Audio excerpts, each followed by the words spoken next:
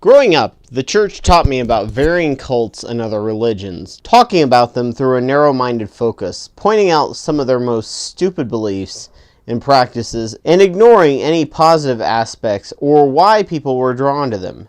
Demons was usually good reason, or they had a Jesus-shaped hole in their heart they were trying to fill with other things. Any religion not following their version or interpretation of the Bible was, of course, a cult. The definition of a cult by Merriam-Webster is, of course, 1. The formal religious veneration or worship. 2. A system of religious belief and ritual. 3. A religion regarded as unorthodox or spurious. A system for the cure of a disease based on dogma set forth by its promulgator, or health cults. And 5. A great devotion to a person, idea, object, movement, or work, as a film or book, especially such devotion regarded as a literary or intellectual fad. B. The object of such devotion. C. A usually small group of people characterized by such devotion. So, of course, you are looking for cults and fake evil everywhere. Every new idea looks like a lie in a cult. And because there is no methodology taught to determine between truth and falsehood, only common sense, quote, quote, and what we emotionally feel is right or is the truth, both of which being the least accurate methods of viewing reality. One religion doesn't really understand the mechanisms as to why the other believes as they do. Perhaps they're stupid. Satan is deceiving them, which tends to argue the point of free will if the person now devoutly believes this false religion because they're stuck in a logic trap by an outside supernatural force. Of course, many religious groups get around this by saying that everyone actually knows the truth, like it's hardwired into them, because emotional conditioning could have nothing to do with why you feel so strongly about your beliefs about your particular religion. So when a person believes something completely different, they actually know deep in their hearts the truth, in all caps, but the power of Satan and their own desires to do something, not sure what other religious groups get out of their belief that one group doesn't, overcomes their core knowledge and believes something else. It's also a way that many beliefs get around the question, well, what happens to the people who never heard of your belief?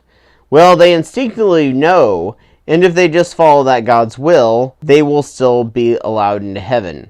I grew up believing that cults were scary because they controlled your time and your money and used psychological programming to make you completely believe something false. They'd tell you that everyone but them is lying to you, and they'd have you go out and try and bring other people in. Of course, I never really looked at my own beliefs that way. I had no understanding of evidence and biases, just what I emotionally felt.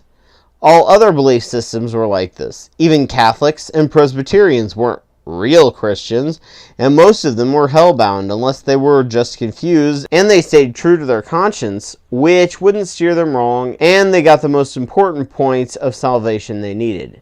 Of course, because we assume that everyone came about their beliefs the same way we did, science was also like this. The science that directly benefited us was, of course, real science, but the science that went against our beliefs, that was just another cult, used by Satan and people who wanted us to sin. We had a warped and caricaturized version of what the science we disliked was, and had no ideas the mountains of evidence used to come by that conclusion, and just assumed that it was a cult of scientists to try and turn people away from God because they were inherently evil and wanted us all to go to hell with them.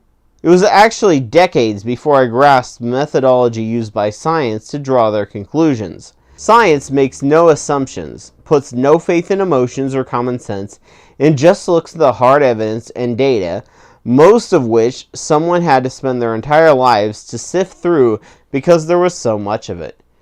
We don't put blind faith in scientists, but we trust the scientific method and process because it's set up to prevent or reduce bias, to try and disprove itself, to fail neutral and have other people in the field try and point out other explanations for the phenomenon that the other scientists may have overlooked.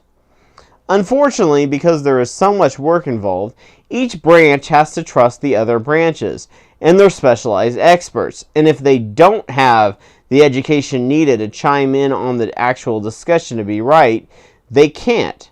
Yes, you can research it yourself, but there is so much information out there that there is no way you can have a say on everything, and this is very unsettling for a believer, or even the average U.S. citizen, especially if it goes against what they already believe.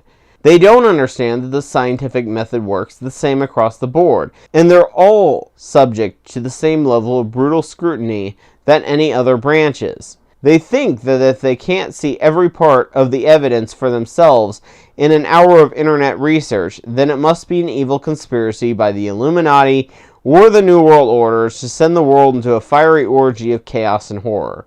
Lack of transparency leads to suspicion, and rightly so. However, when the very nature of the subject is so complex that one cannot understand it without a lot of research or education, that can appear to be the same thing as people having something to hide. Of course, the leaders in science tend to be so focused on science, they are oblivious to what the common man doesn't know about science and why it should be trusted. Education of the scientific process and peer review is pretty much non-existent in public education in the US and even in the hard sciences until your postgraduate years. Only 7% of Americans can properly explain the scientific peer review process and how experiments are designed. Much of this was actually caused by the Cold War when we were trying to keep ahead of the Ruskies, and scientists could go ask either party for money just by one simple acronym, USSR. Then science started telling the big money interests things they didn't want to hear, like the environmental effects of climate change and the health effects of pollution, and well, they didn't like that too much. After that, there has been a big campaign to discourage the trust of science.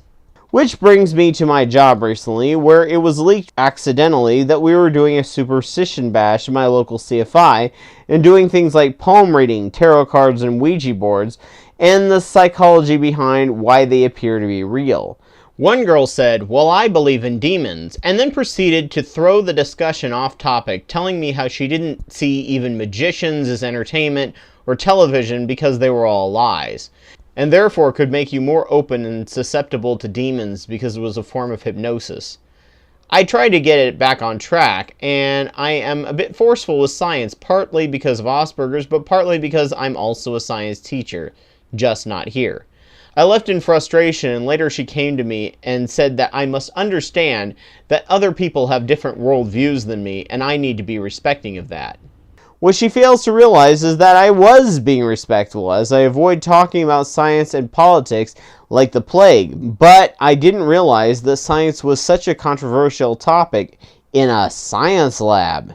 She was a creationist too, and said we could look at the same data and come to different conclusions, even though she had zero training in how to understand what she was reading, and she only knew a microscopic fraction of the evidence out there. So we ended the discussion in a mutual agreement that I would not discuss reality with her, though she didn't realize it. It was very sad to know that I couldn't ever tell her about new research or discoveries made. She said I was bullying her with my point of view, and she wouldn't stand for that, meaning that if I continued, she would take it up with the boss that I was creating a hostile environment for her unreality.